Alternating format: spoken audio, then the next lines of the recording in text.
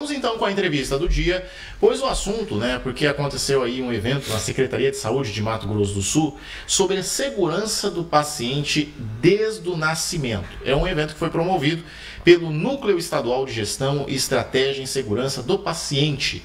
E para falar conosco sobre este assunto, nós temos a honra de recebê-la aqui no nosso programa para falar aí a respeito sobre este tema e, claro, dar detalhes de como aconteceu tudo isso, a coordenadora do núcleo, que é a doutora Eduarda Tebet, que está conosco ao vivo diretamente aí da capital Campo Grande.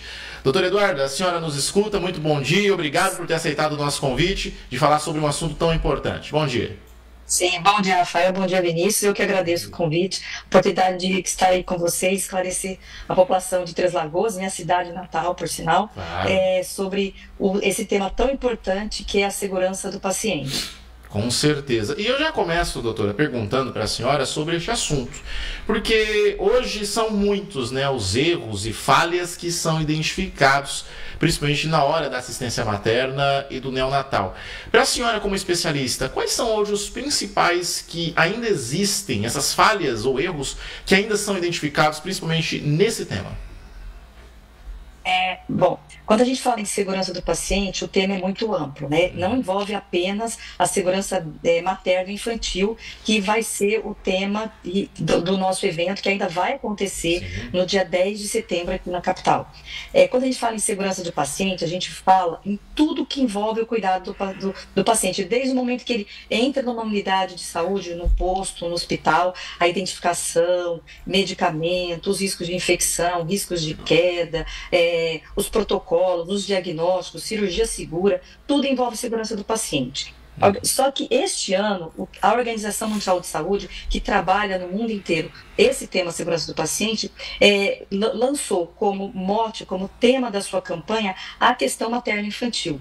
Então, por isso que nós vamos realizar no dia 10 de setembro este evento sobre a segurança materno-infantil. Aí, respondendo a sua pergunta, o que a gente vê ainda acontecendo muito são casos de hemorragia digestiva, hemorragia materna, que poderiam ser evitadas se a assistência acontecesse no tempo correto, e pressão alta, que é chamado eclâmpsia ou pré-eclâmpsia, que a gestante às vezes chega muito tarde para atendimento, pondo em risco a sua vida e a vida do seu bebê, e as infecções. São os principais eventos adversos que a gente encontra nesse assunto. Doutora, a adoção da lista de verificação para partos seguros, inclusive, que é importante da gente citar, ela já trouxe alguns resultados concretos para Mato Grosso do Sul? Então, ela está sendo adotada, infelizmente não está implementada em todos os locais. O que a Aham. gente viu foi, nos últimos 4 anos, uma queda na mortalidade materna e uma queda também na mortalidade neonatal. Os números ainda não são impressionantes, mas a gente já consegue enxergar aí uma certa diminuição. Em 2022, a gente teve 54 mortes maternas e agora, em 25, a gente teve 15. Mas a gente quer reduzir isso a praticamente nada. É um número que mesmo, ainda preocupa, doutora? E tem que ser feito de uma maneira mais eficaz aqui no nosso estado, Podemos falar assim. Sim, com certeza. A gente ainda carece no estado, assim, as distâncias são grandes, né? Os centros de referência, né, que fazem, atendem os partos, as gestações de alto risco, ainda é um número pequeno, a gente quer aumentar esse número no estado todo, e Uhum. também o preparo nas pequenas cidades, nos pequenos municípios, que ainda não tem, às vezes, o especialista preparado para atender essas gestantes. Vini? E queria Aham. alertar também que, assim, Sim. esse cuidado, ele envolve não só os agentes de saúde, mas a gente, quando trabalha em segurança do paciente, a gente sempre gosta de envolver a comunidade também, porque a comunidade também precisa receber educação para saber como se cuidar, quando Uhum. procurar, né, o recurso adequado. E, então, segurança do paciente é uma responsabilidade não só do Estado, é uma responsabilidade não só do médico, do enfermeiro, do agente de saúde, mas é uma responsabilidade também de cada pessoa, enquanto paciente, que se responsabilize também pelo seu cuidado. Muito importante. Vini? Obrigado, primeiramente, obrigado, Eduarda. Eu gostaria de saber, você falou que nem todos os hospitais e municípios estão, esses protocolos de segurança estão realmente sendo aplicados. Quais são os principais desafios para aplicar esse tipo de protocolo e também qual que é os maiores desafios assim, para tentar reduzir esse tipo de morte, essas mortes maternas e até neonatais aqui no estado? Olha, eu acredito que a nossa principal dificuldade é o acesso. É o acesso a esses locais e porque isso envolve cultura, isso envolve educação. Por isso, nossa entrevista aqui é muito importante. Isso envolve conhecimento. Então, a gente chegar até todos os municípios, a gente chegar nos agentes em todas as unidades básicas de saúde, a gente chegar nas famílias é bastante difícil pelo número de municípios e pelas nossas distâncias. A questão de investimento, ela não é tão grande, investimento do ponto de vista financeiro. Nossa maior dificuldade é realmente educação. Educação. Até mesmo que o acompanhamento da gestante vem muito antes da hora do parto ali, né? Começa Sim, muito antes para não chegar começa desde a gestação, né? Aliás, antes dela pensar em engravidar, ela já poderia aí tomar alguns cuidados no seu pré-natal, né? O pré-natal começa antes da gestação. Então, as comunidades terem esse conhecimento é extremamente importante. Uma outra dificuldade que a gente tem também, uma comunidade indígena muito grande no nosso estado, e aí o acesso, a cultura também é um pouco diferente. Então, a gente tem dificuldade de começar o pré-natal quando deveria começar, por uma questão cultural aí, que envolveria uma discussão muito mais ampla do tema, mas é também uma dificuldade para a gente, a população indígena. Que elas não aceitam, por exemplo, né, depois que engravidam, sair de casa nos primeiros 3 meses de gestação, por exemplo, né? Então é uma questão aí cultural que a gente tem que respeitar. Doutora, um assunto importante também da gente falar, claro, Três Lagoas está aqui no leste do estado, é referência, claro, para o Bolsão, mas muitos pacientes, quando não encontram algum serviço aqui em Três Lagoas, na região, vão para Campo Grande. E o que diferencia a realidade dos hospitais da capital, que a senhora está aí em Campo Grande, em relação às unidades, por exemplo, do interior do estado de Mato Grosso do Sul, de regiões um pouco mais remotas e que não são centros aí, obviamente, capitais regionais, como no caso de Três Lagoas, principalmente nesse setor da segurança materno-infantil? Três Lagoas é uma região diferenciada, porque realmente Três Lagoas não é um polo, né? Nós temos aí um hospital regional, temos uma maternidade aí, que não está ainda pactuada, mas que é capaz de atender gestação de alto risco e que tem UTI neonatal. Nós temos isso também isso em Três Lagoas, em Campo Grande e em Dourados. São os 3 polos, né? Todos os outros municípios, quando a gente tem uma gestante de alto risco, elas precisam ser encaminhadas para um desses polos. Então, esse é o grande diferencial. Ter maternidades que conseguem atender gestantes de alto risco e, consequentemente, ter uma UTI neonatal de apoio a essa maternidade. Quem está no interior precisa do transporte. O transporte para um estado tão grande quanto o nosso, às vezes demora horas e essas gestantes às vezes não têm esse tempo todo para o transporte. Existe uma falta, por exemplo, no estado de casas de apoio a essas gestantes, onde a gente poderia deixar essas gestantes aguardando até o momento do parto, já próximo do hospital, onde ela vai poder ter a assistência que ela precisa, se ela for classificada como uma gestante de alto risco. Então, nós na Secretaria Estadual de Saúde estamos trabalhando na tentativa de criar essas casas de apoio à gestante e à puérpera para que elas possam ficar hospedadas próximo ao hospital onde elas devem ganhar o seu bebê, para que não percam tempo no transporte, na locomoção. Até a gente quando estava se preparando para essa entrevista, a gente viu que a hemorragia pós-parto é uma das principais causas de morte materna. A senhora acredita que existe alguma subnotificação sobre isso? E o que está sendo feito para acelerar esse atendimento nesses casos? A subnotificação, em tudo que diz respeito à segurança do paciente, a subnotificação ela acontece. E é um trabalho muito grande nosso orientar todos os agentes envolvidos, a importância de notificar. Só que existe culturalmente um grande medo do hospital, ou mesmo da pessoa envolvida, do médico, do enfermeiro envolvido com esses casos, porque existe o medo da crítica. E exatamente a gente, quando trabalha a segurança do paciente, a gente trabalha um outro tema, que é desmistificar isso. Quando existe uma falha na assistência, normalmente essa falha não é de uma pessoa, essa falha normalmente ela é do sistema. E a gente, quando notifica, o objetivo não é apontar o dedo para ninguém, porque eu costumo dizer que nós que trabalhamos com saúde, não acordamos de manhã com o intuito de, olha, hoje eu vou acordar e quero prejudicar uma pessoa. É o contrário. A gente é formado, a gente é preparado para ajudar, para servir, para cuidar. Infelizmente, no processo, há falhas. Essas falhas precisam ser corrigidas, mas sem que a gente aponte o dedo para a pessoa que cometeu essas falhas. Então, quando a pessoa vai notificar, ela fica muito incomodada, com medo de que se aponte o dedo para elas. Então, mudar essa cultura dentro da direção dos hospitais, das pessoas responsáveis pela gerência, é extremamente importante para que as pessoas percam medo de notificar, para que a notificação sirva como aprendizado, para que a gente não cometa as mesmas falhas com outros pacientes que podem, às vezes, a gente cometer o mesmo erro porque a gente não corrigiu a falha. E, como eu digo, a falha normalmente não é individual, não é o médico que errou. Então, porque a gente não fala mais em erro médico, não é a enfermeira que aplicou o medicamento errado na dose errada. Normalmente, existe aí toda uma falha de sistema que levou a pessoa a cometer essa falha. Um erro na identificação, um erro no transporte, um erro no manejo. Então, isso tudo precisa ser, essa cultura a gente precisa mudar. E a gente já fala hoje em segunda vítima. Quando a gente fala em segurança do paciente, a gente fala em segunda vítima. Quem que é a segunda vítima? É exatamente a pessoa que estava envolvida com esse paciente, que infelizmente teve aí alguma complicação que poderia ter sido evitada. Então, a gente também quer trabalhar esse tema quando a gente fala em segurança do paciente, até para que as pessoas notifiquem mais, porque só notificando é que nós vamos conseguir diminuir e melhorar essas estatísticas, não só na mortalidade materna e infantil, mas tudo que envolve a segurança do paciente.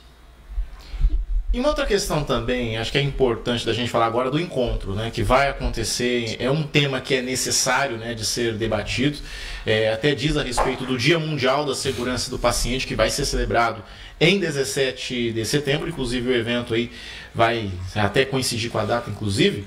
Queria saber da senhora, principalmente nessa questão, né, dos gestores municipais, porque é necessário debater isso com os prefeitos, com as secretarias de saúde de cada município aqui do estado.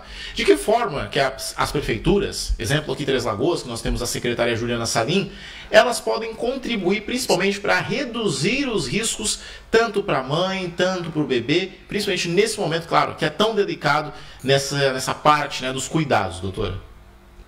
Então, é exatamente o que eu falei no começo, eu acho que é a educação. Né? Então, esse evento que nós estamos promovendo aqui em setembro, na capital, a gente quer atrair todas as pessoas envolvidas. Então, os enfermeiros envolvidos nas maternidades, os técnicos de enfermagem, os próprios obstetras, todo mundo que está envolvido na assistência à gestante e ao recém-nascido, participar desse evento, onde nós vamos ter algumas palestras exatamente com esses temas, com os temas sobre infecção, hemorragia, sobre o acolhimento também, que é extremamente importante, porque a gente fala também segurança do paciente, não é só a doença em si, mas a forma como essa gestante, no momento em que ela está fragilizada, como ela é acolhida. Então, todos esses temas vão ser abordados. E eu acredito realmente que através de educação nós vamos poder mudar condutas, às vezes sem grandes investimentos, apenas com protocolos que podem ser estabelecidos, como, por exemplo, a identificação de cada gestante que chega, ser adequadamente identificada. Então, são coisas que não envolvem tanto dinheiro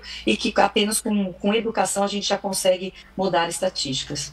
Claro que existem coisas que sim envolvem dinheiro, como o transporte, vagas nas maternidades e nas UTIs, isso tudo sim envolve dinheiro, requer mais tempo. A gente pode começar já mudando a cultura.